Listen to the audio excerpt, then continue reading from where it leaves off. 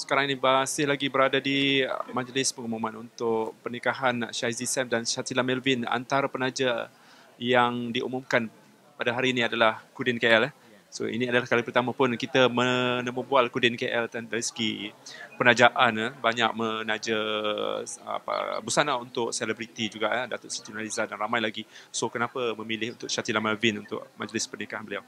Okey, kalau macam kita tengok kan macam untuk majlis ni kita tahu ini majlis yang bakal menjadi wedding of the year juga untuk this year.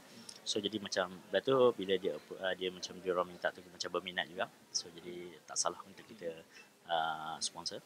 So jadi macam lagipun macam kita tahu Shazzy Sam ni dia seorang yang macam orang kata yang low profile. So jadi kita macam agak berminat untuk sponsor dia. Dari segi figure Shatila Melvin tidak masalah sebab dia model lah. Mungkin badannya tak masalah. Mungkin kita nak tanya tentang rekaan untuk Shatila Melvin. Rata-rata banyak yang orang kata modern, tradisional dan menepati pelbagai tema lah. Untuk Kudin KL pula macam mana nak sesuaikan rekaan dengan Shatila Melvin mengikut majlis lah.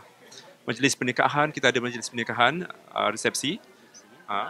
Saya buat untuk cake cutting.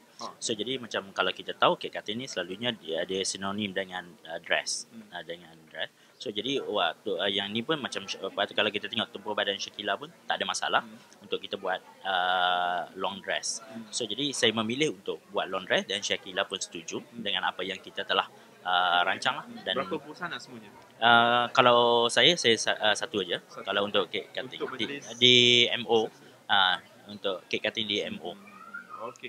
Nampaknya itu sekian saja dulu kita temu bual Kudin KL. Mungkin orang ramai nak tahu Kudin KL.